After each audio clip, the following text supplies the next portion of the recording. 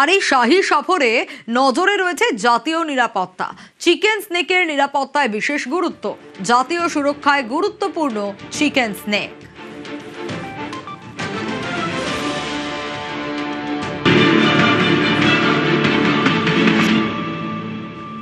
বলা যেতে পারে যে স্ট্র্যাটেজিক্যালি এটা অত্যন্ত সেন্সিটিভ এবং অত্যন্ত গুরুত্বপূর্ণ জায়গা। এবং যদি আমরা সর্বভারতীয় স্তরে দেখি, জাতীয় স্তরে এখানের যে সিকিউরিটি, এখানের যে স্ট্র্যাটেজিক লোকেশন, এটার উপরে কিন্তু জোর দেওয়ার অত্যন্ত প্রয়োজনীয়তা ছিল এবং সেইভাবেই কিন্তু জোর দেওয়া হচ্ছে।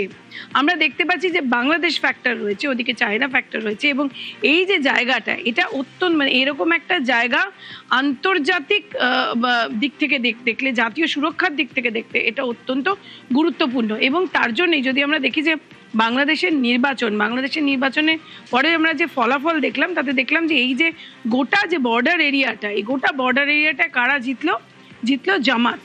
এবং সেখানেও অনেক বিষয়গুলো রয়েছে, তো আন্তঃরাষ্ট্রীয় অনেকগুলো বিষয় রয়েছে, কিন্তু এই জায়গাটা একেবারেই অত্যন্ত সেন্সিটিভ। এবং সেখান থেকে দাঁড়িয়ে যেরকম নির্বাচনের আগে খোদ স্বরাষ্ট্রমন্ত্রী তিনি বলেছিলেন যে ৪৫ দিনের মধ্যে দিয়ে দেওয়া হবে, এবং সেই কাজ শুরু হয় নিউজ 18 বাংলাই প্রথম চ্যানেল, যারা আমরা দেখিয়েছি যে কিভাবে সীমান্তের কাজ শুরু হয়ে যায়নি, শুধু জমি হস্তান্তর হয়নি, 1000 একরের উপর জমি হস্তান্তর শুধু হয়নি, নতুন যে ফেন্স, অর্থাৎ আনফেন্সড এরিয়ায় যে নতুন যে ফেন্স, সেটা কিন্তু বেশ কিছু জায়গায় তৈরি হয়েও গেছে। এবং সেখান থেকে দাঁড়িয়ে আজকে স্বরাষ্ট্রমন্ত্রী নিজে স্টক টেকিং করলেন, এবং আমরা দেখেছি যে তিনি নিজে কিভাবে পুরো বিষয়টা তত্ত্বাবধান করলেন। গত 7-10 দিন ধরে এখানে খোদ বিএসএফ এর ডিজি রয়েছে, এবং এই গোটা বিষয়টা কিন্তু রাজ্য এবং কেন্দ্র, অর্থাৎ ডাবল ইঞ্জিন এফেক্ট বোঝা যাচ্ছে, কারণ এই রাজ্য কেন্দ্র একসাথে চলছে এই বিষয়টা নিয়ে, কারণ এই গোটা জায়গাটা অত্যন্ত সেন্সিটিভ, আর সেখান থেকে দাঁড়িয়েই এটা অত্যন্ত গুরুত্বপূর্ণ। কিন্তু কেন শিলিগুড়ি করিডোর গুরুত্বপূর্ণ, কি বলছেন স্ট্র্যাটেজিক ডিফেন্স এক্সপার্ট শান্তনু সোম, দেখুন।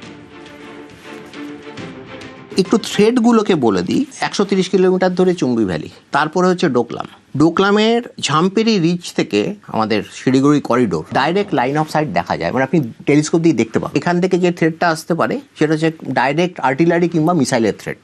আর তারপরে হচ্ছে আপনার লালমনিরহাট বাংলাদেশে। লালমনিরহাটে চীন অলরেডি একটা সেকেন্ড ওয়ার্ল্ড ওয়ারের একটা পরিত্যক্ত এয়ারফিল্ডকে ওরা আবার রিভাইভ করার কথা প্ল্যান দিয়েছিল, এবং ইউনিট সরকার মোটামুটি সেটা এগ্রিও করেছিল। এই সরকার কি করবেন আমার জানা নেই। আমার কথা হচ্ছে বাংলাদেশের বর্ডারটাকে চীনের বর্ডার হিসেবেই ট্রিট করা উচিত। চিকেন স্নেক নিয়ে ভারতের কি পরিকল্পনা? ওখানে যে ইনফ্রাস্ট্রাকচারাল ইনভেস্টমেন্ট হচ্ছে, রেলওয়ে নেটওয়ার্ক থেকে আরম্ভ করে রোড নেটওয়ার্ক থেকে আরম্ভ করে সব কিছু, 1.5 লাখ কোটি টাকার উপর ইনভেস্টমেন্ট। 1.5 লক্ষ কোটি টাকা। কোনো কারণে যদি আমাদের এই রেলওয়ে নেটওয়ার্ক বা চিকেন স্নেকের ধরুন গ্রাউন্ডটা দখল হয়ে যায়, একটা ওয়ার্স্ট কেস সিনারিও, সেক্ষেত্রে আপনার ব্রহ্মপুত্র নদীর নিচ দিয়ে টানেল তৈরি করা হয়েছে। এটা কোথায়? এটা হচ্ছে ঘোরপুর থেকে নুমালিগড়, এটা আসাম থেকে আসামেরই জায়গা। এটা 34 কিলোমিটারের টানেল, এবং এই টানেলটার একটা বিশেষত্ব বলি, এটাও আপনার নদীর যে সারফেস আছে সেখান থেকে 32 মিটার নিচে। এবং এই টানেলটার আরেকটা বিশেষত্ব আছে, এই টানেলটা শুধুমাত্র রেল না, এটা রেল এবং রোড দুটো নেটওয়ার্কই রাখছে। মানে এই নদীর তলায় দুটো জিনিস চলবে, ট্রেনও চলবে আবার রাস্তাও আছে। এটা হচ্ছে আমাদের এশিয়ার প্রথম এবং সারা বিশ্বের দ্বিতীয় এরকম নেটওয়ার্ক, মানে আপনার আন্ডার দ্য রিভার নেটওয়ার্ক, যেখানে রেল এবং রোড একসঙ্গে রয়েছে। মানে ইঞ্জিনিয়ারিং জেম বলা যায়। ইঞ্জিনিয়ারিং জেম। এখানেও প্রচুর টাকা খরচা হচ্ছে, এখানেও প্রায় আপনার 19,000 কোটি টাকার মতন খরচা। স্মার্ট বর্ডার কি, স্ট্র্যাটেজিক ডিফেন্স এক্সপার্ট শান্তনু সোম কি বলছেন শুনুন।